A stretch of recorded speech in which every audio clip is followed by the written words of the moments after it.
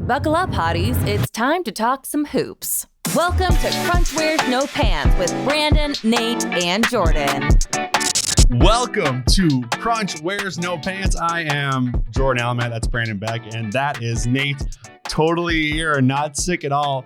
All's Durf. We are the bosses of the Pull Tab Sports Hoops Department, and we are powered exclusively by Jimmy's Dips and Joe Mama's Salsa. We are recording on January 5th, the day before a national holiday for Durf, the insurrection anniversary. What do you think, Durf? Yeah, I'd agree with that, Jordan and or Beck. I think that the way that you guys worded that, as well as your supporting evidence, is solid, and I would agree. That was a weird way of agreeing with that you love January 6th, Durf. Did you get an email while you were saying that? I did. I totally did. So this is a rare occurrence. We're doing 2 episodes in 2 weeks due to our recording schedule. So this is quite exciting to see how we do with less content at our disposal. But I think we have had some lively things. I think the vibes are demonstrably better than. Well, yes, they were really bad. They were rough there, and they were rough after we recorded, but they seem to be leveling out. So we're going to talk about this 2-game win streak. We're going to talk about a little bit of the D'Angelo Russell social media drama. Ooh. The tea. And it's finally time. We've met, Brandon, we've met your criteria for trade talk discussion, aka we're close to the deadline so we can talk about it. You guys wanted to talk about trade stuff on like the second episode. I was so swayed by Twitter to be like, oh, it's trade time. We might be jumping ahead, but like, there's not really much that the Wolves can do based on like who's on the market right now, allegedly. We have a whole segment. You're right. I shouldn't jump ahead about it. But you know what we couldn't talk about right now? Jimothy Dipperton. Dipperton. I'm just buying time as I find the notes here. Here they are. Jimmy's Dips, Stewartsville, Minnesota. Do you know where that is? I do not. It's in Minnesota, and that's where Jimmy's Dips hails from. Okay, Jimmy's Dips is a 3rd-generation locally owned company responsible for some of the most delicious dips this side of Rudy Gobert's large and powerful body. Okay, we don't talk about things in relation to Mississippi River anymore. We talk about where is Rudy Gobert? Is it on the right or left of it?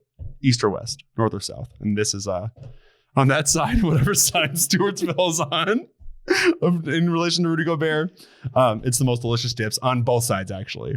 This has just been a horrendous ad read. But what about right in the middle? What if you're on Rudy Gobert? So you want me to put Jimmy's Dips on Rudy Gobert? And no, we're not supposed to talk about that type of stuff anymore. No, I don't. I'm like you're on Rudy Gobert's shoulders eating Jimmy's Dips. I want the Jimmy's Dips on his kind of lightly hairy French chest. Okay. But they have veggie dips and they have the caramel dips, the regular caramel and the sweet, the sea salt caramel. Both are $4.99 and both pair well with the apples we eat once a day to keep the doctors away. If you're anti-doctor, which, Durf the insurrectionist definitely is anti-doctor. Rudy Gobert, anti-doctor. Oh, man. So go to your Cub Foods or Hy-Vee. Cop some of that Jimmy's Dips. Remember, they got the veggie dip and they got the caramel dip, and they're both fuego. Brandon, your niece loves the veggie Jimmy dip. Yeah, she requested it like specifically for her baptism.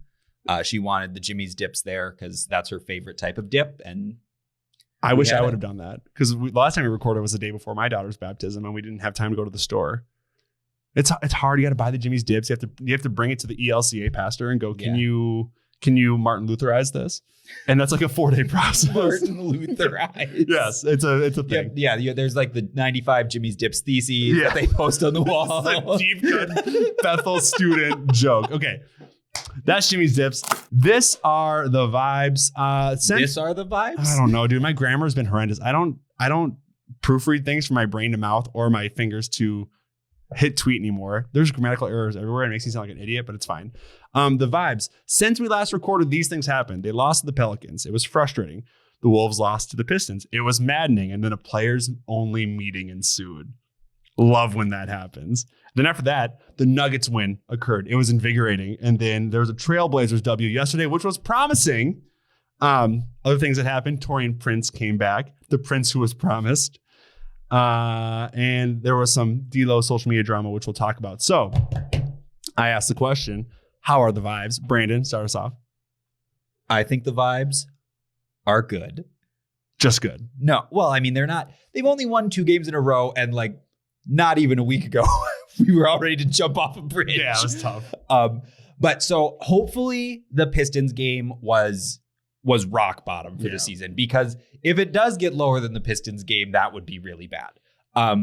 But right now, I think things are looking really good. They've got like a nice kind of softer part of the schedule here. With this, like they got the 2-game winning streak now. They play the Clippers tomorrow. They'll be on the second night of a back-to-back.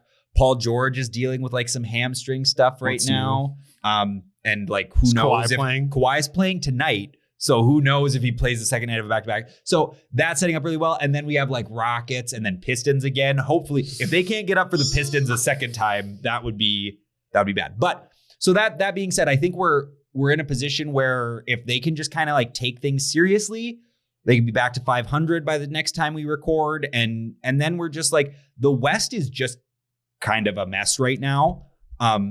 This goes back into like the whole like parity conversation, like how basketball is really good this year. It's been a lot of fun to experience, but really frustrating as a Wolves fan. Well, but like even your guy Chilenga posted a picture of the Western Conference standings from like 11 all the way up to like 5. And the Timberwolves are the only team that is on a even 1-game winning streak. Every team above them has lost 1 or more games in a row, and they've won 2 games in a row. So it's just kind of like, they're really like, they're more in the mix than I think we think they were. And for sure, the Pistons loss really just kind of like sucked the life out of them. But I don't know, they're playing really well right now. My question is, can they maintain the level of urgency that they've played with the last couple of games? Because I think that's really the thing that's plagued this team, you know, the rebounding and the turnovers, but those I think all stem from, and like the blown leads, they all stem from kind of just a lack of like I said, like desperation. Like they get comfortable with leads, and then they relax, and then the floodgates open and they have a tough time shutting them. So if they can if the Pistons game was the wake-up call for them to play with like a sense of urgency for the rest of the season, the talent is there for them to really like get in. And hopefully, like, I think if they miss the play-in, that's a disaster. But I think they're actually in play for like 5-6 in the West at this point, when you just look at the state of like the Warriors don't have Steph for like another month. The Suns are in kind of a free fall. The Jazz have come back to earth. The Kings are kind of like falling off. So are they sellers? Are the Kings sellers? Everyone talks about no like that. way. That's what I was thinking. What the Kings? Imagine before last season. Imagine the Wolves being like in play for a playoff seed, and then they're just like, we're gonna sell because we're not gonna win a championship. It's like, it's been like 18 years. Like we wanna get in. Because I see folks on Twitter like De'Aaron Fox, like Domantas Sabonis, like let's trade for him. Like they're gonna definitely give him away for a 2nd round pick. It's like, I don't know what you're watching, bro. They're having a hell of a time in Sacramento, lighting the beam. They're kind of like the Wolves were last year, where they're like unexpectedly like, they're not terrific, but they're fun and they score a lot. And they're winning. They're probably going to be above 500. They're probably going to get into. They seem like a play-in team to me, but who knows? Like you said, like everything's really flat right now. So it would be awesome. I like the Kings. What if we run it back to 2004? We get the Kings and the Timberwolves in Western the semis. Conference We go take it to 7. Brad Miller's there with his little goggles. Who's to say? I like it. In terms of how I am interpreting the vibes, I think the vibes are promising is my word. I think they're promising vibes. We're seeing some good things. Rudy is looking better and better. I know it's shocking to hear me say that. I put out a flow chart on Twitter at Tornado Jally. If you're like, how does Jordan quantify his love of Rudy? It's quite easy. If the Wolves are losing, I hate him. If they're winning, I might like him. And if his body language is good, I like him. If it's not good, I don't like him. Well, no, so the flow chart actually indicates that he could have good body language and the Timberwolves could be losing and you would still hate exactly. him. Yes. I hope someday you can amend the flow chart to just be good, bad body language. Like dislike. Maybe. There's also a grammatical error on that as well. It says, does I like Rudy Gobert? So whatever. So that's one thing I think is promising. He's becoming a more natural fit into the team. They're figuring out how to play with Rudy, which has been really fun to see. And in turn, that's kind of unlocked the Ant leap. The Rudy Gobert screen into the Ant 3 last night was like, that this was is so the dream. hot. The separation was crazy. As soon as I saw Rudy was a step away from the pick, I'm like, oh shit, that's 3. Screen assist. So in the last, I think that's the last 10 games, Ant has averaged 29.4 points, 7.6 rebounds, 5.2 assists, and it's 36% from 3. There's room to get that 3 up. But it's just freaking great. And then also Jaden is back from the dead. He's been rebounding very well. He looked a little bit clunky. He always looks a little bit clunky coming back from injuries. He's just kind of like a clunky, awkward looking. Like even when he's on, he's not like super smooth with like the ball handling or anything. Yeah. He's like always really stiff because he's got like these long arms and he's really skinny, but Is that why we're impressed with his ball handling when he pulls it off? Because you're just like, whoa! It looks like he's out of control and then it just ends up working. Yeah, it's just magnificent. So I think the vibes are promising, and I think this is going to be good for like when Cat comes back, just kind of ease him in. I have a little bit about this later, but I think it's going to yield massive benefits, which leads me into the regrettable reality that I hate to face when it comes to my favorite player. I think I buy into it. I think D'Angelo might be the problem. And theoretically, I still stand by like the theoretical hypothetical that it could work, but I just don't know if he's there to really put himself in that position, it's a contract year and like stats dictate the money.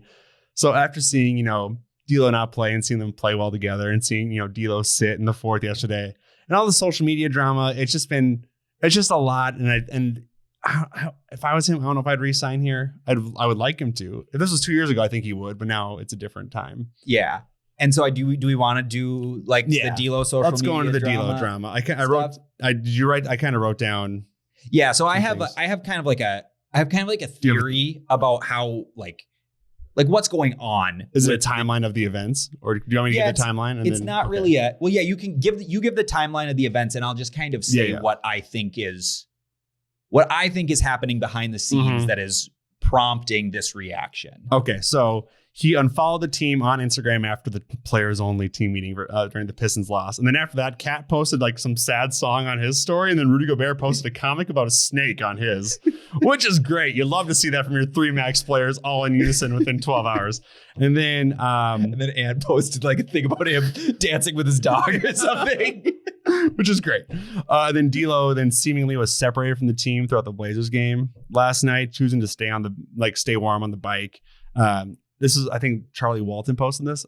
I don't know who posted this. He's always a guy that's like staying warm on the bike, though. That's true, but he's a little bit separated. Yeah. Like it seemed a little bit noticeable. But I don't watch D'Lo enough on the bench. I'm watching the game, and then he didn't close out the game as well. So it looks like Finch is ready to like pull him out the lineup if he's not hot, which I think is how it should be. So that's kind of the timeline I was able to put together. Do you want to add some color? Well, he also retweeted the Fred VanVleet that's right. bet on yourself dice thing. And that's the one that I really have pegged as like explaining some stuff. You're a big pegging guy, I've heard.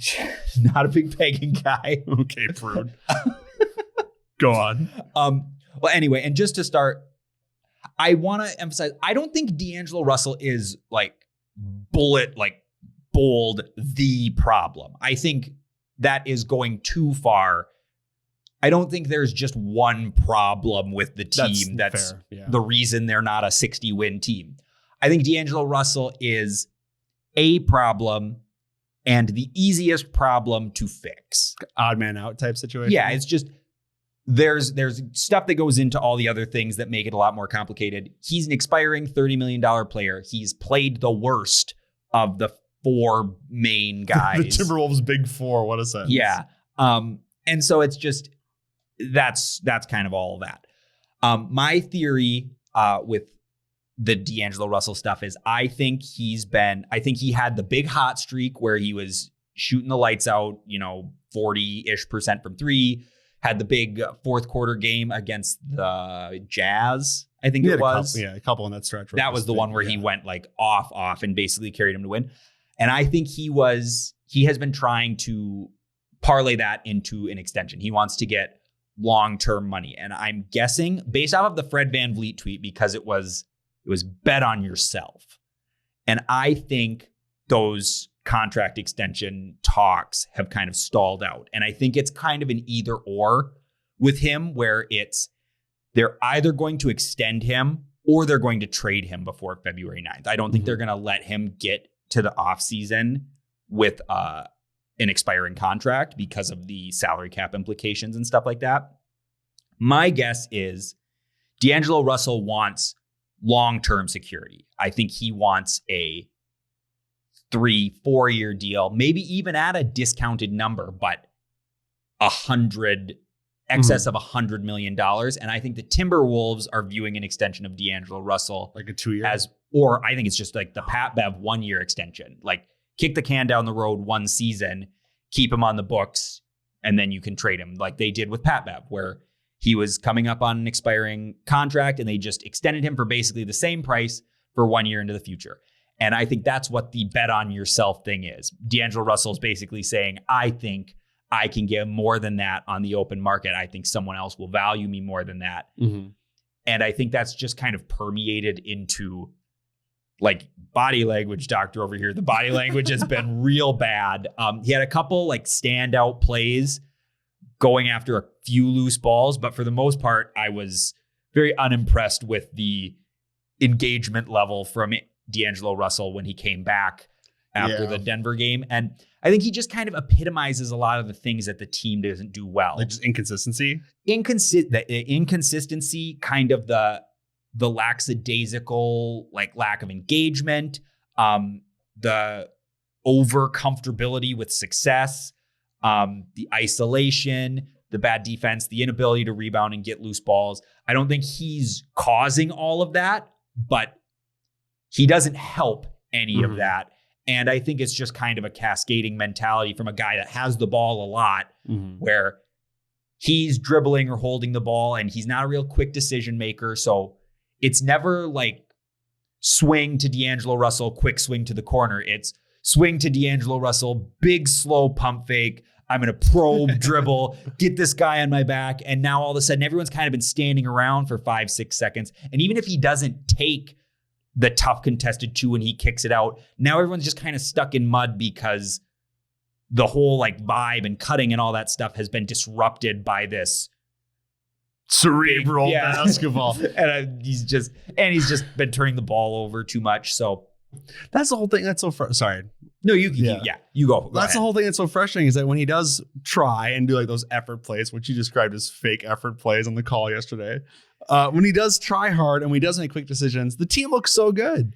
Like, I don't know how you could see that and be like, hey, D'Lo, when you do try, and like I called a couple episodes ago, I said that the team just looks better when he sprints up and down the court. When he jogs, it's not good. When he's trying hard and giving effort, things look great, but just too inconsistent. The on nights are too inconsistent and the bad nights are devastating. Yeah, and they just railroad like everything. It just, because then it becomes D'Angelo Russell isolations, and then Ant fears that if he gets off the ball, he's not going to get it back. Versus when D'Angelo Russell's off the court, you still get the Ant isos, the dribbles between his leg, the step backs, but he's way more quick if a double comes to get off of it, swing around, cut. And that just gets people more engaged. And then he gets Ant the ball in more advantageous positions. So all that to say, and that can lead us kind of into what I'm calling like the trade primer. Yes. So we're about a month away from the trade deadline, a little more than a month. That's on February 9th. We're past the December 15th deadline where everyone who's going to be eligible to be traded can be traded. So I don't think we need to go into targets. Like, I don't want to spend a bunch of time fantasizing about Fred VanVleet or fantasizing about Kyle Lowry, because it's really hard to predict who is actually available. And like, it's fun to be on the trade machine, but it's really very rare for a fan to post a trade machine trade that actually ends up being the trade that happens. Gosh. Future guest on the pod, Dwayne Rowland, added me to a Facebook, like Timberwolves Hollow, like Facebook group, and the trade suggestions on there are just unhinged. I'm gonna try and pull some up while you lead us through this bit. Yeah. So for me, it's more about identifying what the team needs are.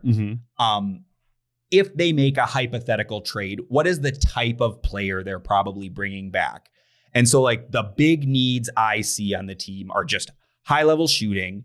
They don't shoot the ball well enough, consistently enough. So high level shooting, whether that be from a point guard position or just from a role player position. Another point of attack defender would be helpful. We put a lot on Austin Rivers and Jaden McDaniels from that. Kyle Anderson is really not quick enough to be a high-level point of attack defender, even though he's impactful defensively. And some could say he moves in slow motion. Slow-mo. I love Kyle Anderson. We'll get into the Kyle Anderson thing when we do the role player talk. And a ball handler, more of like a true point guard. And that's true whether they trade D'Angelo Russell or not. I think that's something that the team lacks. So hang on, run it back. So we have 3-and-D guy, true point guard. I mean, not even 3-and-D. I just think shooting. Well, we have that. Matt Ryan. Well, Matt Ryan has not shot the ball very well. I do like Matt Ryan, but I think like high level shooting, probably someone who's a capable defender, because otherwise you just run the Bryn Forbes risk. Point of attack defense. So they don't have to be as good as Jaden McDaniels, but another guy as good as Austin Rivers. Point of attack defense. That'd be such a huge help. That can just like when the Jaden McDaniels foul trouble happens and Austin Rivers is forced onto the best matchup. So say we're playing Portland again. Jaden McDaniels gets into foul trouble. Now Austin Rivers is forced to guard Damian Lillard.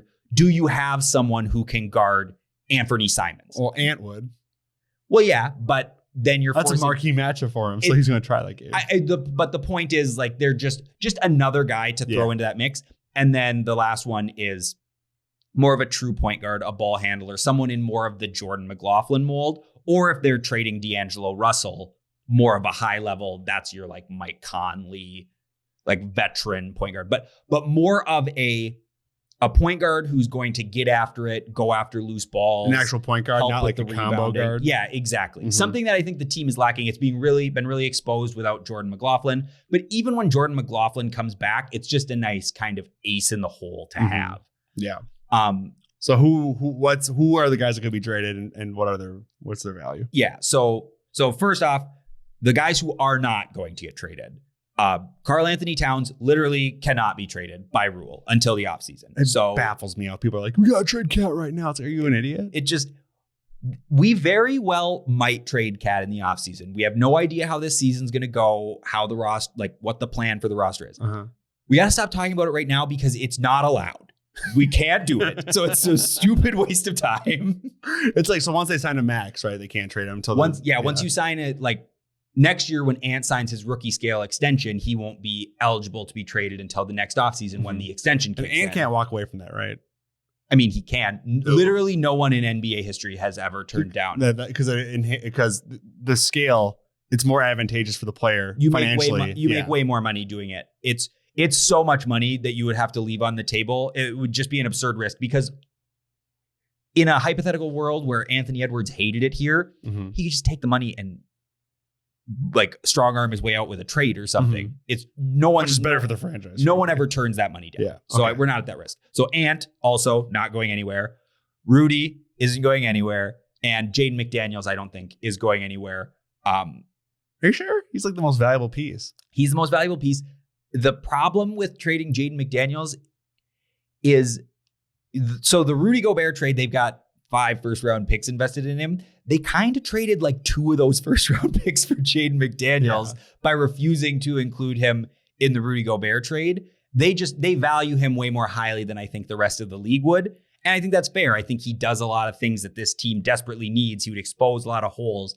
And I would hate for them, because they have no draft picks, to part with a guy like Jaden McDaniels to try to introduce, because the only way you're trading him is if you're introducing more star power to the team. I don't think that's what they need. We don't need any more star power. Yeah, I think we're at the point now where we're fixing things on the margins, and I don't think Jaden is a guy you trade for someone to fix things on the margins. So those are like the 4 guys that I think are not getting traded, at least not this trade deadline.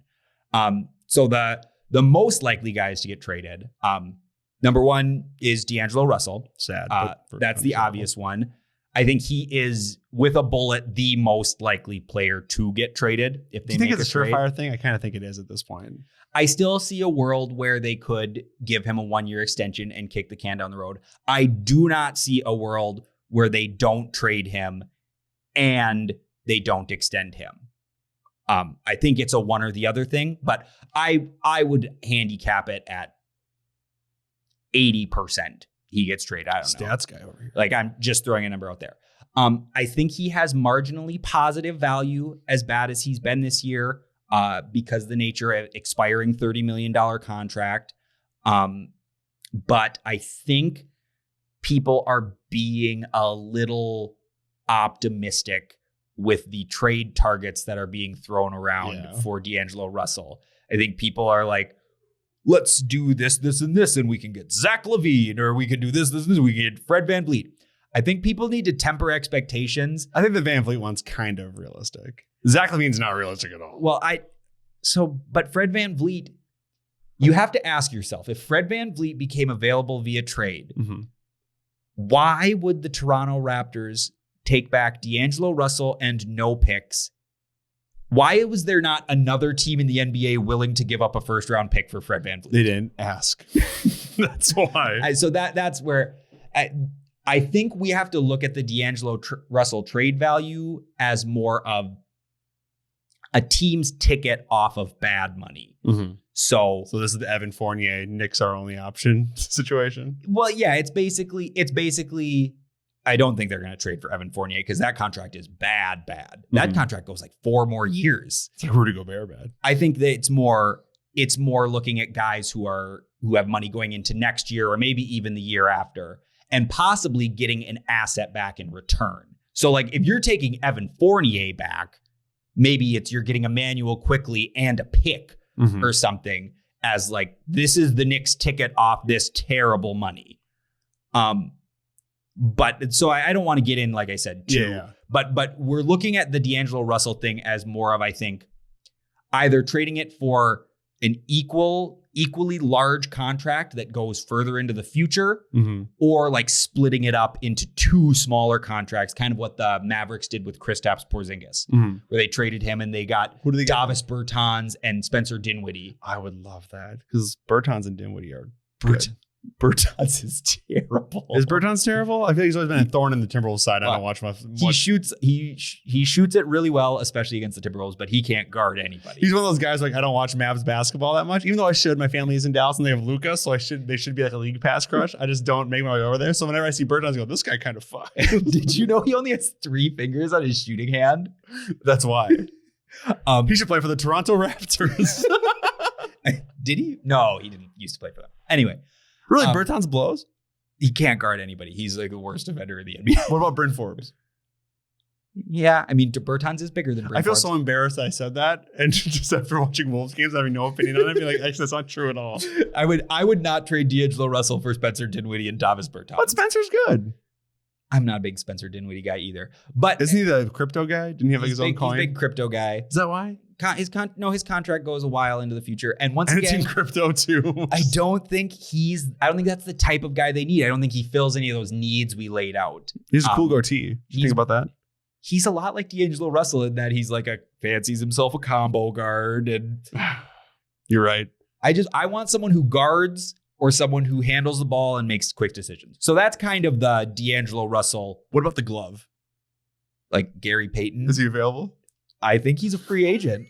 I think he's also like 50. I don't care. What about Terrell Owens? He wants to come back to the NFL. He's got to be in shape. We could get Gary Payton's son. He plays for Portland. I wish we did. That'd be amazing. Yeah. He didn't. He was hurt last night. You know, like my T.O. joke? That was a topical joke. He's working out to try and get back in the NFL. Isn't he like 50? Yes. Okay. He's in like the Arena Football League right now, and everyone's like goes to see him, and he's making ridiculous catches. Whatever. D'Lo's a trade guy. Naz is regrettably a trade guy. Yes. So, and I think Naz, based off of how he's played for the last couple of weeks and just the steady growth we've seen over his career, I think he is the most valuable asset we have that is likely to get traded. Like obviously, Ant is the most valuable trade asset they have, but Naz, he would have to be paired though with a larger contract in all likelihood. He's too good of a deal to bring any value back. And actually, because you're looking at, if you're trading Naz Reid, you're looking at guys who are making less than $2 million unless you're pairing him with another contract. And that's kind of another thing about the makeup of the Timberwolves salaries by having like the really big contracts of Rudy Gobert and Karl Anthony Towns is they don't have a lot of salary fluff to make salary math work, which will get me to which gets me to two other guys who are trade candidates, both of whom I would hate to see go. It'd be very sad. Kyle Anderson and Taurean Prince both fit into like the salary math thing. I mean, do you guys really think that we're going to move TP or Kyle Anderson? It seems like those guys are so important to the roster makeup right now. They're important role players and also just like super good locker room guys and high effort guys. Oh, Durf, you're kind of quiet there for a little bit. That's a great point. It's quite a take there, Durf. Your voice sounds really bad though. You're clear. You're definitely here in studio with us.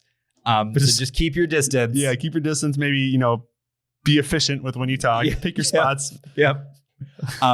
So I hope not. That would suck. I think the problem, where you run into problems with trading those guys is you're likely trading those guys for role players that probably these guys fill a lot of the roles that I think we need on this team. Taurean Prince from point of attack defense and 3-point shooting perspective, and Kyle Anderson just from a lead ball handling perspective. Actually, he's probably the closest thing to an actual point guard. It's so weird that they have on the team right now. So I don't think those guys would be shopped by any means. But if you're wanting to bring in a Jay Crowder, someone of that ilk, those guys would just be a casualty of salary cap math. Those are the only guys making $10 million. I don't think Jay Crowder's the type of guy we need. I wouldn't trade either of these guys. We definitely need TP and Kyle Anderson more than we need Crowder. Exactly. I wouldn't trade either of these guys for Jay Crowder either. I'm just saying if you're trying to trade Naz Reid and get value back and you want a guy making $10 million in return, Taurean Prince or Kyle Anderson has to be in the deal. I don't think that it's an over-exaggeration when I say that Taurean Prince saved this season for the Minnesota Timberwolves. I mean, it's a little bit hot, Durf. Well, yeah, but I do love Taurean Prince. He is great. Have I told you he looks like Prince Charming theory? You have not. Oh, his face is just so chiseled. It's like a really buff face. And it reminds me of Prince Charming from Shrek 2. Taurean Prince Charming. Yeah, exactly. Just to wrap it all up, I think D'Lo and Naz like the most likely. Yeah, and Jalen Noel too, although I think he's kind of played his way out of being a significant trade piece, which is tough because he's not.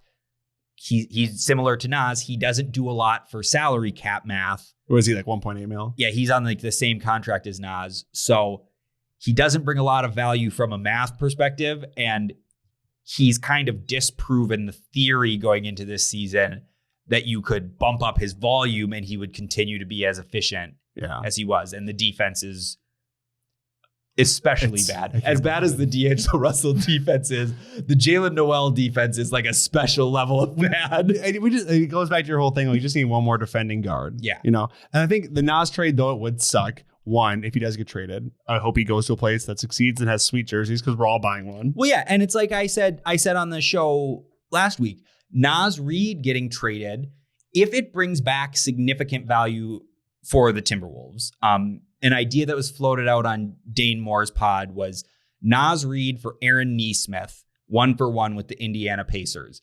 Aaron Nesmith fills that point of attack defense role and the shooting need.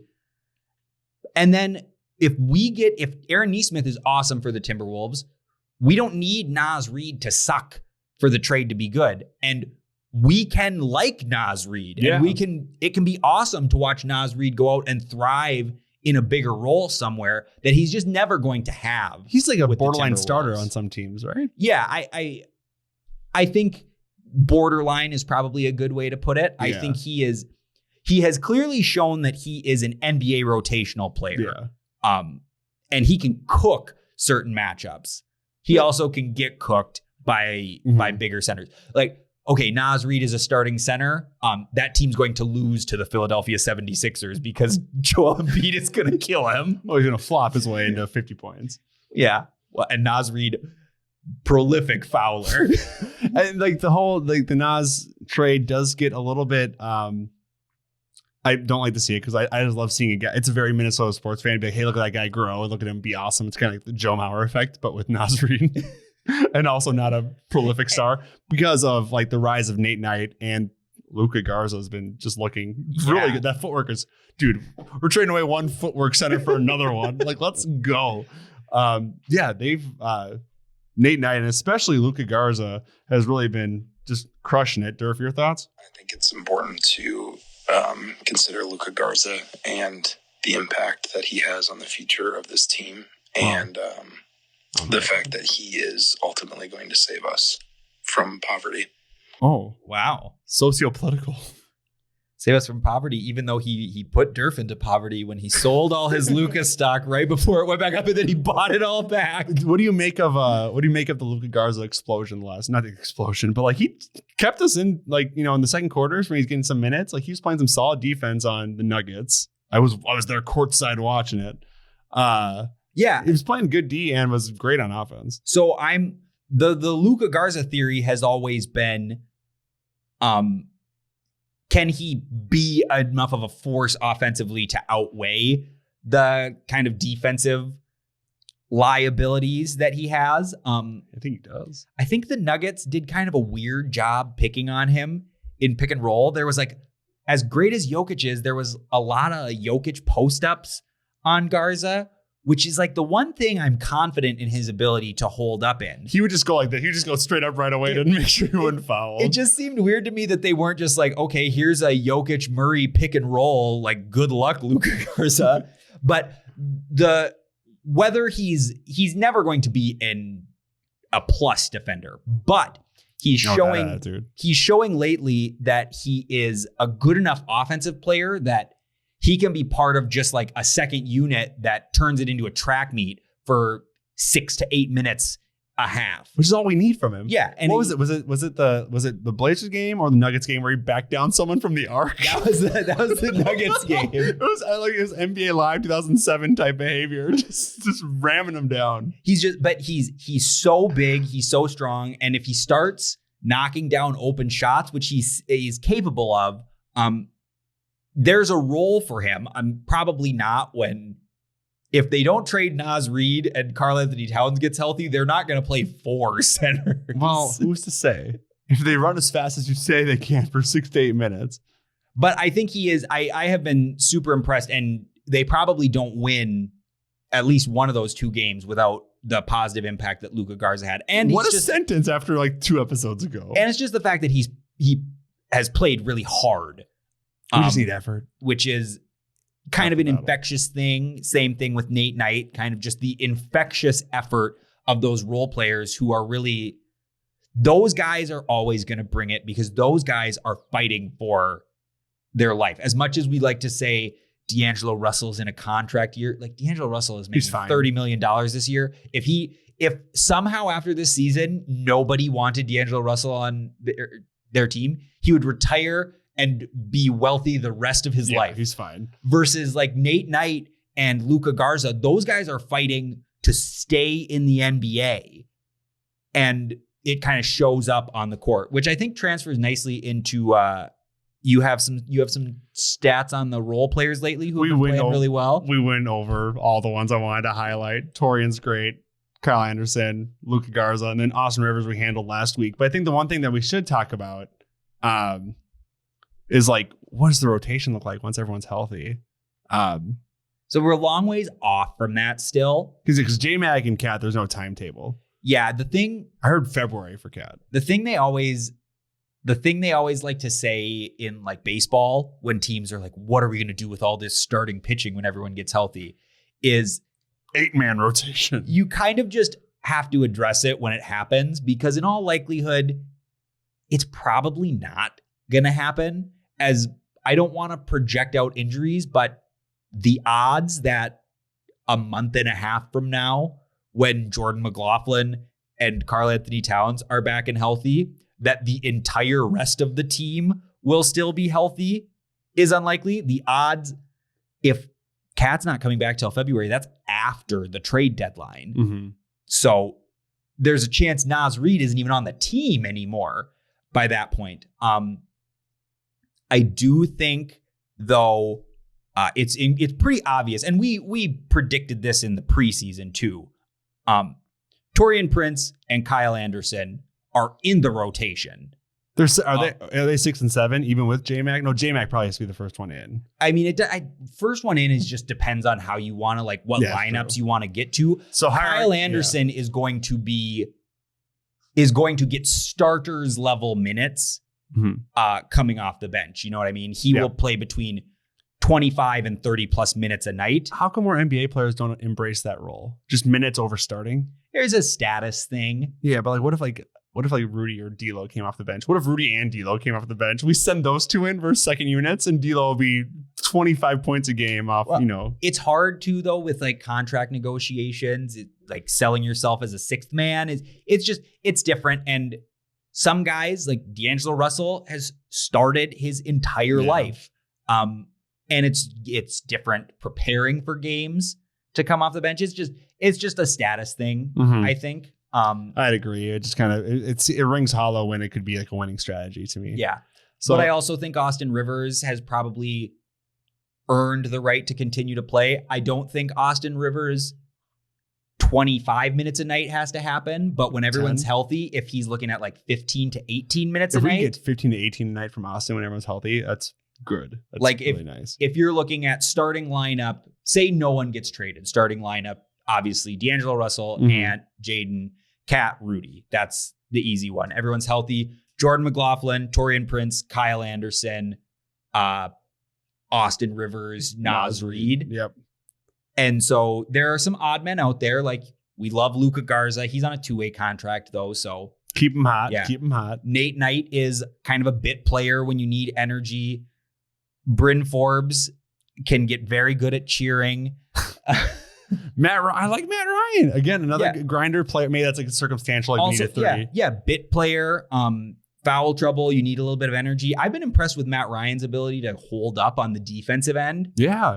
Just because he's so big that he just disrupts things more than a Bryn Forbes or something does. It's just an effort thing too. I think he covers up for his shortcomings just by playing hard. Yeah. The guy missing from that is Jalen Noel, who barring some sort of resurgence, I think has played his way out of a fully healthy rotation. It's just really hard to see him warranting minutes when everyone's healthy, because the thing he does for the team right now, even though he's not doing it very well, is provide some creation off the bench.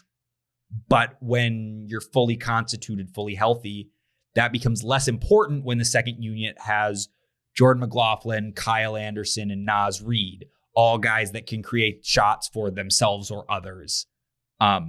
You need that Jalen Noel isolation mismatch attacking a little bit less. But who knows? Who does know? I think that's it for our first part of the segment. I think so too. I think it's time to talk about Joe Mama Salsa, probably. I think so. Joe Mama Salsa.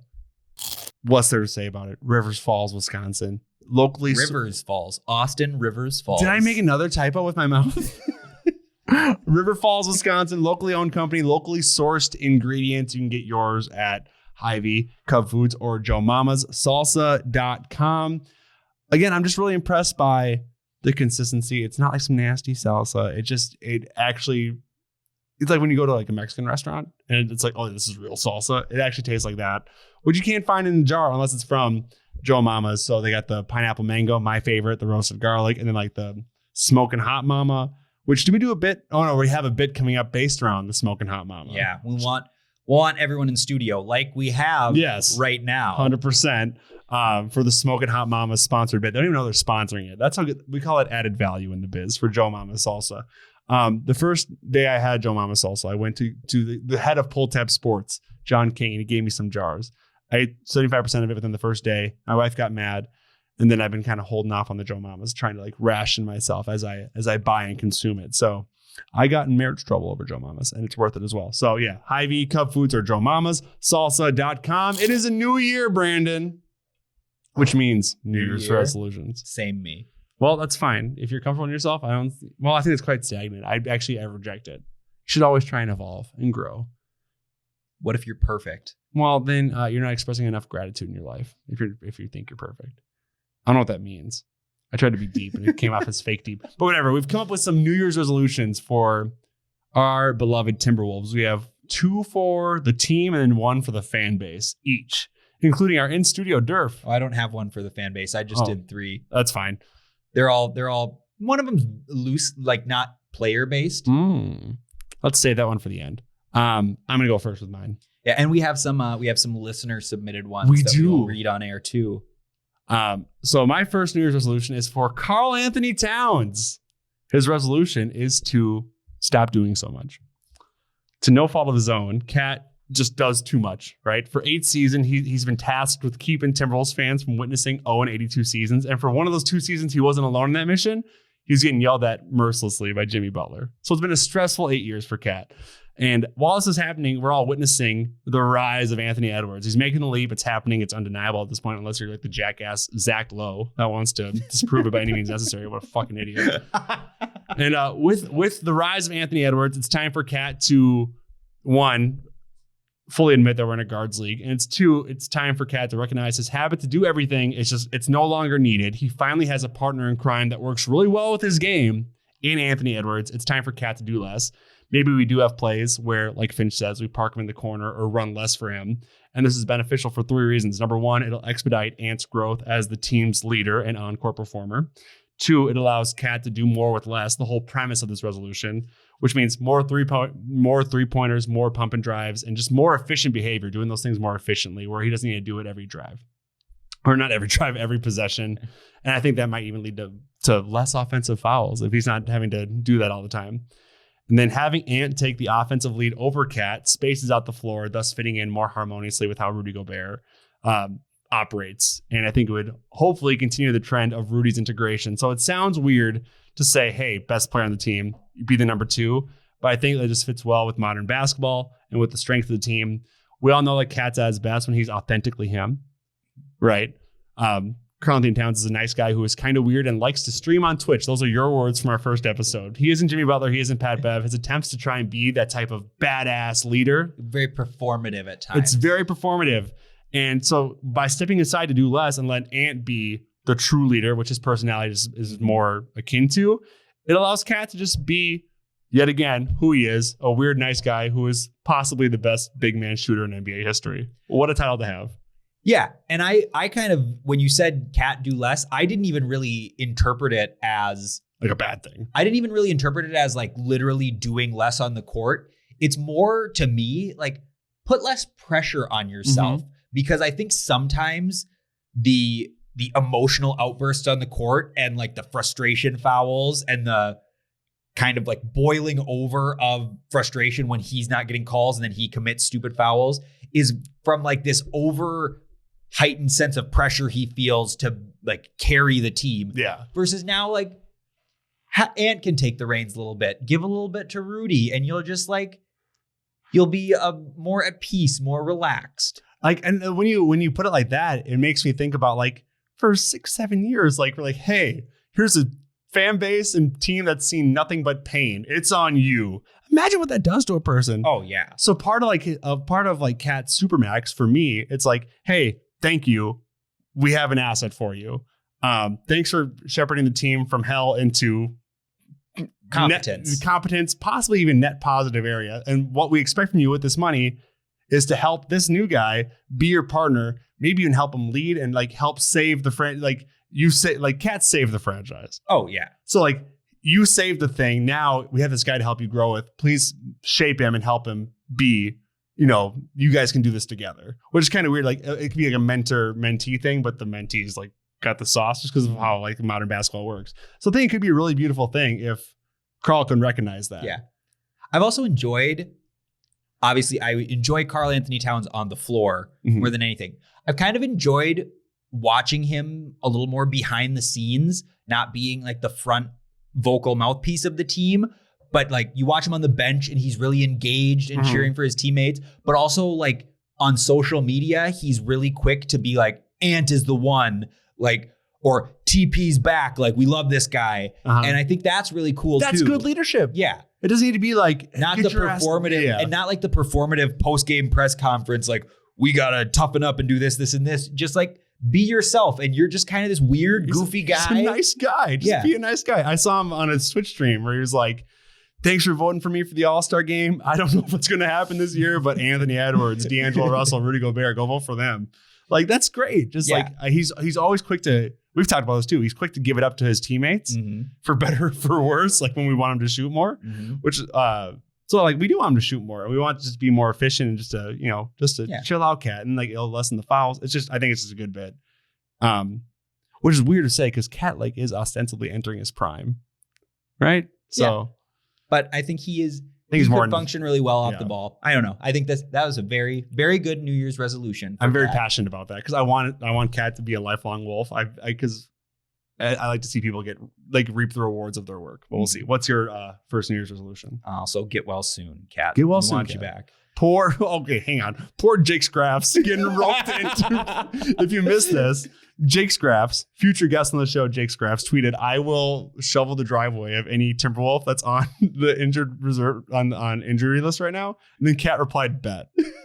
So, and then pull up to the game wearing the small ball small ball is dead. And Cat, the original Jake Scraps. What a guy. I don't know. It's just not to be my Cat love fest, but like he's buying a fan's bootleg merch and rocking it on. Like, that's why I don't get like people hating on him on social media. It's like, this guy is everything you'd want. Like he's fun great. Guy. He's great. All right. Sorry. Now you're first. My first one. Yeah. My first New Year's resolution is for Kyle Anderson. And it is to continue to be yourself. Don't ever let anyone tell you to change. Because you are perfect in every way imaginable. He's freaking amazing. It's just smart basketball. I am a proud practicing slow-mo sexual. I love watching that guy play basketball. He is tremendous. Is he the definition of the cerebral basketball people think D'Angelo Russell's doing? Exactly. And that's the thing. It's not just that D'Angelo Russell is moving slow, because Kyle Anderson is literally moving slower than anyone else in the NBA history has ever moved. It's wild. He's just got that old man game. It's amazing to me how he's just able to get to the rim moving slower than anyone has ever walked. He's got to be doing some crazy eye movement that we can't see. He's just got those he's got those deceptively long arms. And like I said, just don't change, Kyle Anderson. Continue to be you. I love it. My wife, I didn't know this either. Michael Grady, one of the first games Kyle Anderson played, was like, he gave himself the nickname Slow-Mo. And Allie cannot get over it. And I didn't know that either. So like, wait, he gave himself that nickname? He's amazing. He's kind of a weirdo. Did you know he was teammates with Zach LaVine in college? I did not know that. Yeah. Well, they're both teammates at UCLA. What a yin and yang that is. I got to reunite him, run it back. Sidebar. If we could get Zach LaVine back, would you want him? With no D'Lo? D'Lo for Zach LaVine, would you do it? If he just straight up, I don't know. yes. Straight up, I guess you're right. But is that redundant? I don't think Zach LaVine is the type of player that it's more star power. Yeah, it's more star power. It's more guys that are really bad point of attack defenders and ball dominant. I love Zach LaVine though. Would love to bring the dunk contest trophy home to Minnesota. But also, if you're just trading D'Angelo Russell 1-for-1 for Zach LaVine, you've just like multiplied your asset by like 5. That's true. So that was a far more pragmatic question than I wanted it to be. Oh, remember Durf's in studio? Oh yeah, Durf's in studio. I see him sitting right over there. There he is. What do you got, sir? My first New Year's resolution is on behalf of Rudy Gobert. Oh. One Rudy Gobert. And it is to dunk every time I touch the basketball in the cylinder. Because it's a high percentage shot and I don't do it enough. Also to be less transphobic. Yeah. That's a big one. I like that was the sidebar. Yeah. Plus addendum 1B to my New Year's resolution. Less transphobia is great. Rudy's been dunking more recently. Yeah. I think he got a jump start on that. We've been talking about this. I think we're oversimplifying how easy it is for Rudy Gobert to dunk, but yes, I think it's just more about playing with more force. That's the term Finch uses a lot, is just trying to be really impactful, like kind of make the other team fear you. And it's worth 2 points either way if you throw like a fancy Euro step layup or if you dunk. But if you dunk, one Rudy layup, the one Rudy Euro, that was nuts. The Rudy Euros are ugly. I like for the way to the Euro and got stopped and just like threw it like a chest pass and went in. The most backless move of all time. But there's also just the added value of you throw down like a thunderous dunk. He's a thunderous dunk man. It like demoralizes the other team. It gets the crowd into it. And it's just a way to kind of get the fans involved and get the fans to like you a little bit more. It's been working for me. He's been dunking more. I'm just like, hey, this guy might be okay. There you go. But I think that's a product of the offense is working more smoothly for him, which we are seeing. Better ball movement positively impacts Jaden McDaniels. Positively impacts Rudy Gobert. It positively impacts impacts role players in general. Mm-hmm. Like the only people that really thrive without a lot of ball movement are guys that are really good in isolation. So Luka and Kobe Bryant and Tracy McGrady. And LeBron James, even though he actually facilitates a lot of ball movement. Did you see that video where it's Pat Bev on the fast break? He throws a lob like 9 feet in the air. Everyone's like, amazing. Pat Bev, you idiot. I'm like, he just believes and he thinks he's playing with Miami Heat LeBron. All right. My second New Year's resolution is for Chris Finch. Ooh. Play the guys who play hard? It is. His New Year's resolution is to, basically, yes. It's to be a bit more quick triggered in his decision making. What do I mean by this? Sometimes a team is hemorrhaging points and he doesn't call a timeout to realign. He lets them figure it out, which I respect from like a fundamental level. Like, yep, help them. Maybe they'll figure it out. It's been 2 years and they haven't really figured it out when you let them do that. And they lost a playoff series by not figuring it out. So just call the timeout and do your thing. They don't figure it out by themselves. And then sometimes the lineups at the end of the game are just confounding. I don't understand. I think sometimes he's bound by the sheer salary numbers. There are rumors that he's been given the green light to just play whoever's hot, which is what it should be. So I like to see Finch close with the guys who are hot in that moment, as opposed to feeling obligated to play the max players, which we've seen again with D'Angelo in the playoffs and yesterday. If it's not happening for Rudy that night, that's happened. I have a hard time seeing a world where Ant or Cat are like not ending games, but like Rudy and D'Lo might need to figure it out. Sometimes though, the closing lineup stuff is a little oversimplified by people, like play the guys that are hot. The rotation is kind of like working itself out throughout the game. That's true. So like, let's just say Jalen Noel is having a great game. But Jalen Noel's rotation has been planned out. He has to rest at some point. Yeah. So Jalen Noel plays like the second half of the third quarter and is like cooking for the first half of the fourth quarter. Yeah. But now all of a sudden he's played 12 straight minutes and there's 6 minutes to go. It's a tight game where he's sprinting, where he's a sprint heavy player. Yeah. So it's a little harder than that, I think, to just be like, play the guys who are hot. But I do agree. And it's like more quick triggered, but I also think the sample size has now grown. So it's even less about being quick triggered, and it's just using the information you have. Because at the beginning of the season, that's a bar. At the beginning of the season, it was like everyone just wanted all these like knee-jerk reactions, but it's like, we have a plan. We want this plan to play out. Now we have enough of a sample to be like, some of the parts of this plan don't work. Austin Rivers at the beginning of the year wasn't in the plan. Now he is in the plan because he's been so good. So that stuff kind of works itself out. And I like, to a degree, I don't want him to just be knee-jerk reaction. Ant's having a bad game. He's not playing the fourth quarter because we've seen like that be able to turn on a dime. It's more about just being, like you said, a little more proactive about, a little more reactive, I guess, to what is going on. The timeouts thing, I think, is a little overblown. Everyone wants it a billion times. Yeah, but everyone got mad at him when he did call the timeout that one time when they had the fast break because a guy fell over. Oh, I think it just seems to happen more often than not, where it's like you let him go a little bit too long. I think sometimes though that's just hindsight bias, because if he lets them play, because sometimes the coaches let teams play through it and they get themselves through it. So the Wolves have never done that in two different rosters. They have not been able to play through it. But I think coach timeout usage is a little overblown into how impactful it can be. Yeah. The thing I would like to see that I think falls a little more on Chris Finch, but also a little more on the players, is be a little more prepared coming out of halftime. It is, yeah. Is that one of your New Year's resolutions? It is not. Oh, that's good. That would have been a good one, though. I think it might be one of the we have a tendency of like overlooking the obvious things sometimes. Yeah. And that was definitely an obvious one. What's your number two? My number two New Year's resolution is for D'Angelo Russell. Oh God. You would think it would be an easy one, but he has shown that it is something he struggles with very much.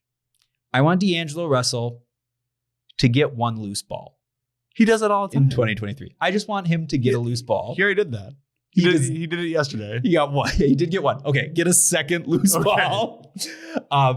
Like we said earlier in the show, I think he just kind of epitomizes a lot of the pitfalls of this team. So like the long rebounding and stuff, the D'Angelo Russell box outs are oftentimes a lot more performative than they are actual box outs.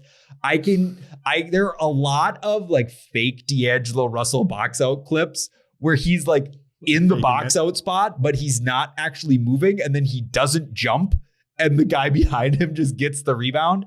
So this is more of a like, while you're here, if you're going to be here, be a dirty work guy. Don't be performative hustle. Be real hustle. So that's get loose balls, box out, get off the ball quick. Like a lot of the stuff he's not really that good at, but it's more like I said. He can't be good at it. He just doesn't do it enough. We see him do it and we win. It's just that he's got a lot of bad habits built up. But the big thing for me, get a loose ball, whether that be getting steals, whether that be getting long rebounds, just be in the mix and come out with it. I love it.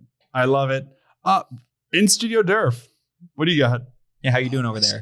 Oh, sorry. We kind of talked over you a little bit. Do you mind restarting? Thanks, Durf.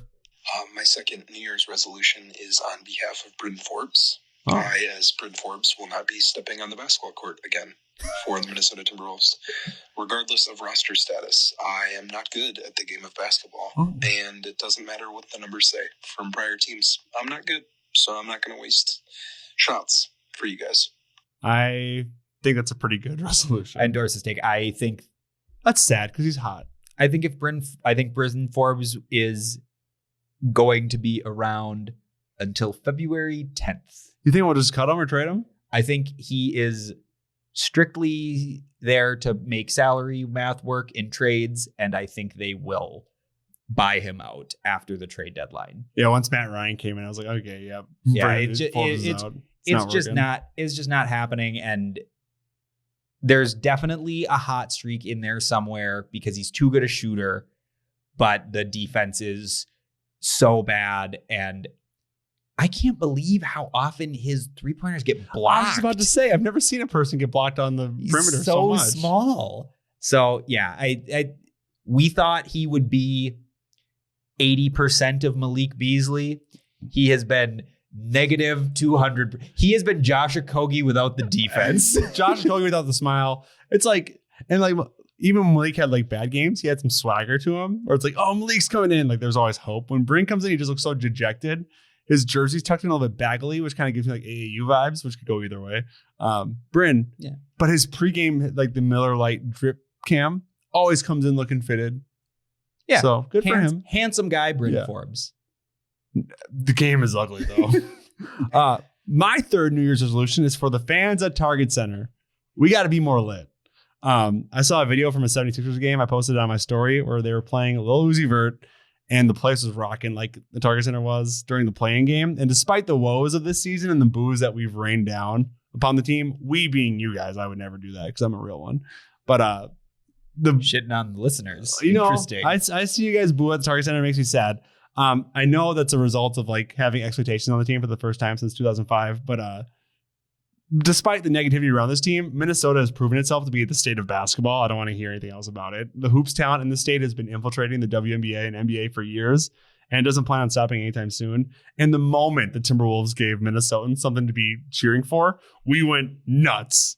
We went to having like no talk on like K-Fan to like they're having Timberwolves segments and people were tweeting about it and getting back into it. And I saw even at the state fair, I had to take my dog to the emergency vet by the state fair one day, which was kind of a sad thing. It was very sad. He had a very bloody tongue. And I was, going past the state fair and I saw minimal Twins gear, minimal Vikings gear, a lot of Wolves gear. And that's just like, that's the casual, I don't think of like the state fair as like basketball folks. So to see like suburban casuals get into it, was great. And also season ticket packages were at an all-time high. So I think we are the state of basketball. We are the state of hoops. Not just a Jake's Graphs plug, but I think it's a legitimate thing. And we need to do our best to keep walking that walk and not get so dejected. And we got to put our Minnesota sports fan cynicism to the side and just get hyped, because that feeds into the team. If we get hyped, you can feel the arena. You can feel it at home when things gets a little bit too quiet on TV. So like, let's just go crazy when Katie and MC John like tell us to get loud. Let's just get loud and just do our best and go crazy. Maybe that's like a Midwestern thing. I'm comparing Minnesota to the East Coast Philly fans. Yeah, I mean, I think it's just go nuts. I think there's just this. It's partly the Timberwolves' fault, but I think it's kind of a built-up Minnesota fanhood thing. Yeah, I think Minnesota fans have been hurt so much by the Vikings, Twins, and Timberwolves that there's just this there's this fear that if I go all in on something, it's going to hurt me. And to that, I would say it's not going to hurt any less by enjoying the good times more. Yeah. So like it hurts either way. If you're yeah, like, well. yeah, like it's with the Vikings this season. Everyone loves to argue the DVOA and they're not actually this good. Here's the actual truth. The Vikings are 12-4. They've had some of the most exciting games I can ever remember this season. And at the end of the season, they're probably not going to win the Super Bowl because most teams don't win the Super Bowl. And it's still going to have been an awesome, fun season. Do you want to hear my prediction about the Vikings? I think they're going to lose to the Packers in the playoffs at some point. I think the Packers are hot. They would have to get really deep because they're probably not going to. They're bringing me on the. It would have to be like the NFC Championship game. Well, if that's the case, it'll be real sad. We never talked about my prediction run on the pod. How I hit like 3 in a row. Oh yeah, you were killing it. You even predicted a good Rudy Gobert game at one point. That's what killed it. That's what made me mad about him for a little bit. But yeah, I think that's totally true. It's not the Timberwolves. Well, it is a little bit of the Timberwolves' fault. It's a third of the Timberwolves' fault. Actually, it's probably 50% the Vikings' fault, 25% the Twins' fault, 40% the Twins' fault. 10%. I would say it's mostly the Vikings' fault because that's the most popular team. The fact that the Twins can't just win a single playoff game. Who? The team that you remember, there was a team and then they left. You've always been a Mariners fan. That's right. Now. I thought, the Twins are still a team? I thought they got contracted. No. Huh. Basically the same thing. When the playoffs roll around, they play baseball? Yeah. With the stick? Yep. And the ball? With the stick. No, that's hockey. Oh, they have the pigskin gloves. The pigskin. They're leather, but okay. Oh yeah, leather, like horses. Yeah, let's move this bit along. It's gone on a little too far. All right, we have a third. No, it's your turn, right? Yeah, I can give my third. Wait, what's the Twins logo? Enough of this bit. The third and final New Year's resolution for me is a New Year's resolution for the entire Wolves coaching staff. And it is to stop doing round robin halftime interviews and give them all to Micah Nori. Yeah. No disrespect to Pablo Prigioni, Elston Turner, Kevin Hansen. I'm sure you guys are tremendous basketball coaches and know a lot about basketball. Every time I see a halftime interview and it's not Micah Nori, I get mad because I want to hear Micah Nori's weird metaphors about what went wrong in the first half. Like, oh, we coughed up the ball too much. It's like when you got a cold and your mom doesn't have any NyQuil. Do you think they have a bet going to see if he can say that stuff? Or is he actually just saying that? I just think he's a weird, funny guy. He does look like a weird, funny guy. So for the next 50-ish games that they have left, I want Micah Nori to do the halftime interview at all of them. I think I disagree only because I think Elston has some funny bars and Pablo's just always smiling. So I'm like, oh, that guy. I think they do like a monthly rotation thing because it was like Micah Nori at the beginning of the season, then it was Pablo for a while, and then I think it was Elston in the last game. So I'm assuming we're going to get a nice little Elston run here.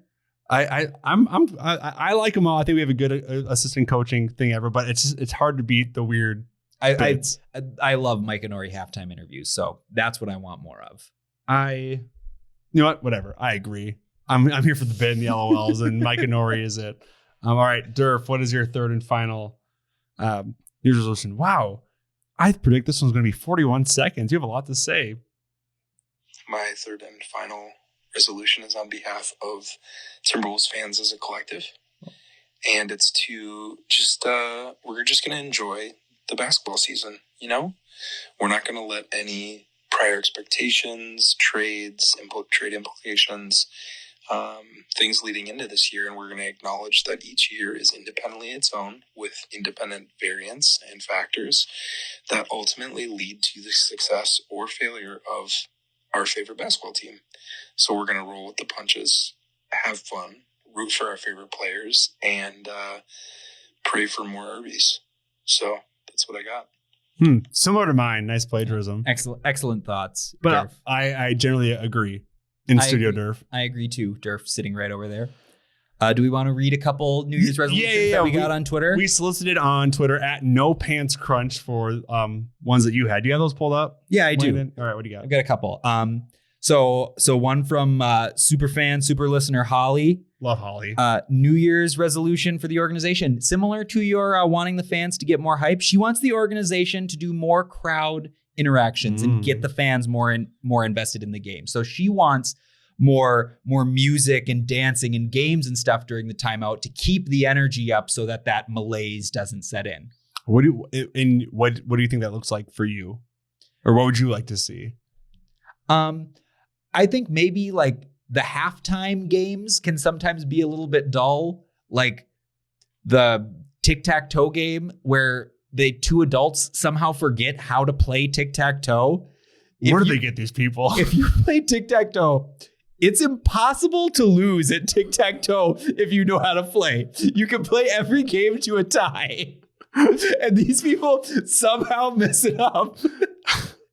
Future guest on the show, John, the MC, he will be on here. I'm sure we'll get Katie in here too at some point. We'll have to ask him about that. Like, how do you pick the most idiot people? Like, are you profiling for dumbness?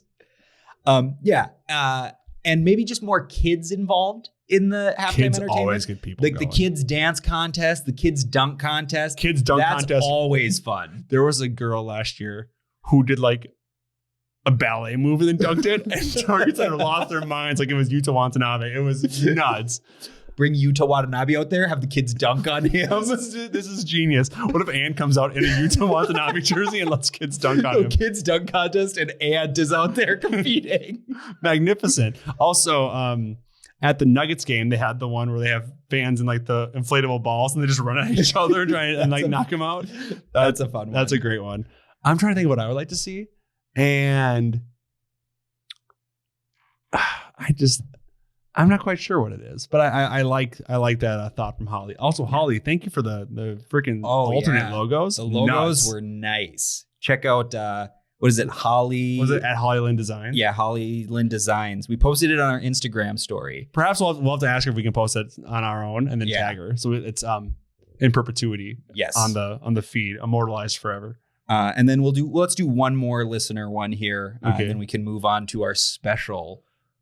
Even though we're all three here in studio, a special Durf's going to sit out our WoW competition. Yeah, it has quite the name, too. And this one is from Eric Frank or Eric Frankie. I don't know how to pronounce. I thought it was Franque. Eric Franque. He's French. He's a huge Rudy Gobert fan. He's a huge Rudy guy. His New Year's resolution is for the fans. And I like this one. It's to stop treating every loss like the end of the world and just enjoying the wins and the losses. We have to learn how to lose. I agree with this take. The season has not gone well compared to expectations, but the doom and gloom existential crisis thing after every loss is a little exhausting at times. It makes Twitter not fun. And Twitter is fun if you mute the right accounts. And I understand people should be angry when they're on a 5-game losing streak and they don't get up and beat the Pistons. But when they lose to the Clippers on the road in a game where they have no point guards and Karl Anthony Towns doesn't play and Taurean Prince doesn't play and Rudy Gobert hurts his ankle in the third quarter and Kawhi Leonard and Paul George both play for the Clippers on the second night of a back-to-back, that's just an okay game to lose. They are going to lose more games this season. With that attitude. So I agree. Don't treat every loss like an existential crisis. They might have They have a nice, easy stretch of the schedule here coming up. It worked great with the soft part of the schedule earlier in the season. And maybe they win 4 games in a row. If they go 3-1 or 2-2, that's not the end of the world. We kind of need to start racking up some wins, though. But again, the West, the NBA, just like the parity is just nuts this year. So maybe maybe it's the new NBA where there's a lot of talent. I just thought of one more resolution. May I say it? Yes, go for it. This is for the company Mitchell & Ness, the vintage sports company that I get a lot of stuff from, and I pay you way too much money. Do not tell my wife. You guys got to make more Timberwolves stuff. Because I get emails from them, and it's like new throwback stuff, and it's like this amazing 76er stuff, so much Lakers stuff, all this Bulls stuff, and I go, where's the new stuff for the Timberwolves? Nothing new for like 3 or 4 months. We'll buy it. Or just make it unlimited runs, and I would love to give you my money so much more frequently than I do. Jordan loves capitalism. I think it works on Main Street. Above the state level, I don't think capitalism works because there's no real competition. I don't think we need to get into this. It was just a joke. Well, I'm like, I do on a local level. I think the whole buy back the block thing, whatever. But no, there's no time for some socioeconomic talk. It's time for Random Wolf of the Week. Bum bum bum bum bum. Special edition mono e mono. Special edition beat down beat off with Brandon and Jordan. Special edition beat down beat off. All right, so what is this? You're like, what is this? What is this whole new thing? Well, we're going to do a bit where Durf just gives his in-studio random answer. Yeah. We are all in the studio. Yes. But we're excluding Durf from most of this. Because he's too busy prepping for the insurrection celebration. He's buying. I know Durf is here to defend himself, but I want to defend him too, that Durf is not an insurrectionist. Regardless of what wild and outlandish statements that Jordan has said today about me and political leanings, they are false, and I unequivocally deny them. Well, why are you on Party City looking up burning White House? Oh my God. There's no party hat for that, Durf, but keep going. So Brandon and I have both assembled a random wolf of the week, and we're going to go clue by clue to each other to see who can get there first. Yeah, so I think the mono beat down beat up. I think the plan. So first, Durf is going to make a guess if he gets one of them. If he does, what do we do? Then we just play the other person's. That's smart. I'm glad we both prepared one. Oh man, I really think it's going to be Thaddeus Young. That's my guess. Mine is not Thaddeus Young. Okay. What if ours was both Thaddeus Young? I was thinking about that. What if we have the same one? It's not impossible. So okay, let's give this a shot then. You go first, Brandon. Give me your first clue. You want to have the first chance to win. So No, it's like baseball. You get the bottom of the ninth. So the rules are like I give a hint, Jolly guesses, Jolly gives a hint, I guess, and we're just one of us is trying to win. Be the first one to guess the other person's random wolf. I'm trying to imagine someone listening to this and getting so stressed out by back-to-back clues of different players and trying to keep it. They're gonna have a tough time. But okay. We never said we were an easy listen. Hint number one. He was selected 5th overall in the year 2000 by the Orlando Magic. No. I take that back.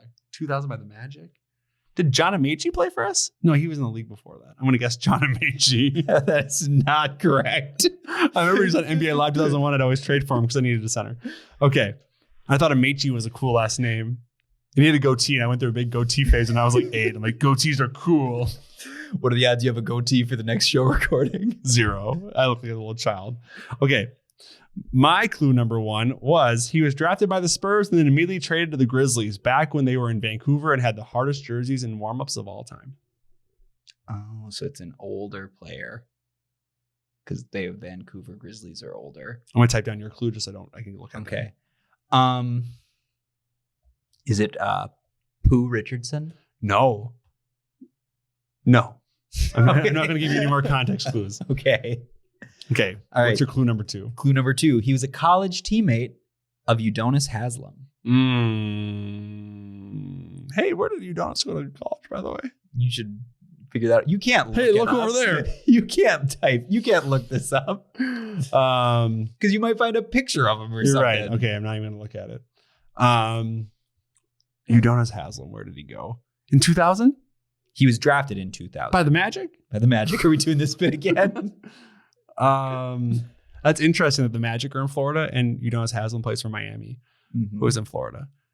I don't know where Udonis Haslem went to college. So I'm going to say, geez. I'm going to say freaking, Gary Trent? Gary Trent is incorrect. No, he went to Minnesota, didn't he? I think so. Yeah. But no, Gary Trent is incorrect. I got stressed out. Okay. My clue number 2 is he appeared on the cover of Sports Illustrated before he even played in his first college basketball game. Before he even played in his first college basketball game? It was kind of a big deal from what I learned on Wikipedia about this guy. And he played for the Vancouver Grizzlies and he played for the Timberwolves. There's one other team in there too, but I won't give that to you ever. Fine. It was the Wizards. Is it Terrell Brandon? No. It's not. Okay. Your turn. Oh yeah, it is my turn. Yeah, just back and forth thing is this is not a beat down, beat up. This is a silent. Okay. He was acquired in the draft day trade of OJ Mayo for Kevin Love. Oh, we got another guy with that trade? That trade was gigantic. I can't remember. I remember I was jumping on the trampoline with my friend Joey when that trade went down. I looked at I was looking at the trade. I was going to include everyone in the trade, but it was exhausting. That was a massive trade. Yeah, there was like 10 players involved in it. Jeez. This is definitely my era of Wolf. I'm trying to think of who was in there. I'm going to guess. Let's get through like a weird portion of Wolves history where we had like random one-offs. I'm going to guess it was freaking. Oh, dude, I don't even freaking know. I'm stressed and embarrassed. So that was 2006. Can I have the year? What do you mean the year? The draft of the year the trade happened. Is that I think that's the 2007 draft because they got Foy in the 06 draft. Okay. Damn, I don't even remember. Or maybe it's even later than that. I don't even remember people like the people that were in that trade besides OJ Mayo. I thought it was a 1-for-1 up until now. Who was playing for the Wolves around that time? It wasn't Wally. We didn't draft Wally in 2000. Is that your guess? Sure. Let's just advance the game. It is not Wally Szczerbiak. He was drafted by the Magic in 2000. Wally was? Yeah, and Wally played with Kevin Garnett. Yeah. And we got him in the trade where we got Kevin Love. Oh, yeah. Well, then we traded him. But when did we trade him away? No, he was acquired in the trade. He came with Kevin Love. Oh, I thought he got traded away. My bad. I'm going to chalk that one up to a misunderstanding. Wally got traded for Ricky Davis and Mark Blunt. Oh, what a great trade that was. Ricky Davis, underrated Wolf. I'm going to use him for my random Wolf of the week next. Who knows? Good to know. Clue number 3. He went to St. John's University, where he is 4th all-time in points scored behind Chris Mullin, Malik Sealy, and D'Angelo Russell Harris. St. John's. St. John's, SI cover, drafted by the Spurs, played his rookie season for the Grizz. I don't like the mono beat down beat up. It's hard without someone to like bounce suggestions off of. Okay, so he's a scorer. Well, in college, St. John's. Man, I don't know. I think I got you on this one too. I think you do too. Is it? So it's like that era. It's like that. Like late 90s, early 2000s era. Yes. Is it it's not Latrell Sprewell or Sam Cassell. Is it Troy Hudson? No, it is not. All right. Sorry. This is the hint. This is the type of hint that might give it away for you because you always ask this. Yes, sir. Is a number? He wore number 33 for the Timberwolves. Brad Miller. Incorrect. No, it's not Brad Miller. It's not Brad Miller. Oh, it's Mike Miller. Maybe. Oh, shit. Okay. Brad Miller played for us, though. Was he 30? Brad Miller did play for us. I think he was like 50. Can I look up Brad? No, he's 52. You're right. Okay. Brad Miller. Give me your hint. Wait, I want to see. It was 13? What? Oh, that's a baseball player. Whatever.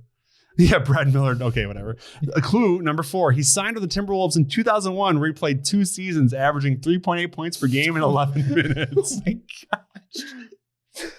Oh, is it Irvin Johnson? No, it's not Irvin Johnson. All right, your turn for the clue. It's Mike Miller. Yeah, it's 28th all time in 3-point percentage. It's Mike Miller, which it was funny because you were like, it's weird that this guy was drafted by the Magic and Udonis Haslem plays in Miami, and that's all in Florida. And the college they went to was Florida. No way. Yeah. I don't know. I was going to like pull that out. Okay. Well, I win, but okay. I can't believe I beat you. I kind of screwed you on this one. I know this is. I'm prepared for this one to be so bad. Clue number 5. He shares a last name with an iconic comedian who had a show on Nickelodeon that would play at like 11 p.m. And the joke is you'd always wake up and the show would be playing if you fell asleep on the couch. And he's a comedian. Did I tell you that? And they share the same last name, and it's a pretty iconic comedian. Is it George Lopez? Yes. I don't know Lopez. You don't know a Lopez Wolf? Rodrigo Lopez. That's the most insane microaggression you could ever say. No, Rodrigo Lopez he was a baseball player. Oh, I thought this was a fake guy you were making up and just being. Okay, never mind. It's not microaggression. It's Felipe Lopez. Felipe Lopez. If I had guessed a different baseball player, I would have gotten it. He was the second baseman for the Reds back in the day, right? Well, yeah, it's Felipe Lopez. Yeah, I would have not gotten that one. Well, I am the beat off winner. The Mano y Mano special edition beatdown beat off. Oh, wow. Let's see. What else is there for us to discuss? I think we covered it all. Okay, let's do one. If you could trade D'Angelo Russell for anybody, what would it be? Mine would be Shaq. I mean, prime Shaq. For like, is it anybody or anybody realistic? Because if it's anybody, Steph. God, that'd be so great. Turn off trade denials. Realistically, I think if we're talking about the guys who I think we could realistically get, as much as I poo-pooed the Fred VanVleet thing, I think that's probably the highest level guy. I have a quick list of the people that are rumored. This is from NBC Sports. Zach LaVine, Bojan Bogdanovic, which they want a first-round pick for him. So there's no chance. Jakob Poeltl. No chance. We don't need one else. We don't need another center. Mo Bamba, again, I would love it. Don't need him. Pat Bev, would love it. I don't see how that works. Kendrick Nunn, Trey Jones. You need to get a lot more in the Trey Jones trade because of salary math, but I would love Trey Jones as a fit on this team. Also, I couldn't log into my Facebook, so I couldn't get into that Facebook group to show you the wild trades. Kyle Lowry, I do not want Kyle Lowry. Oh, I do want Kyle Lowry. Because you're like a thick king. I think he's, like we've been saying, they need role players, point of attack defenders. He's expiring though, isn't he? Or is he he's got another year after this. Okay. So it kicks the can down the road to he keep defends too, right? That's his thing. Yeah, I mean he's older, so he's fallen off a little bit. He's a lot like Taurean Prince. He draws a lot of charges. He is like gets to a lot of loose balls. He's like crafty and is kind of like Pat Bev. He has a friendly face. He's kind of like Pat Bev in that he fouls, but they don't call it because his reputation is that he's a good defender. Because he has a friendly face and a big old badongadon. I love a thick king. Eric Gordon. Good fit, but I think they will get more for him than D'Angelo Russell. Kyle Kuzma. I would love that. We're not going to get him. And also, we don't need another forward. Yeah. I've always been a little lower on Kyle Kuzma than the general consensus is. Is the Lakers stink still on him? I think he was overrated when he was with the Lakers. And now underrated for the Wizards? I think it's kind of carried over. He's not like super efficient. Like he's not ball dominant. He's not like a great shooter, but he shoots a lot. So he makes a lot of threes, but he shoots like below 32%. That's not great.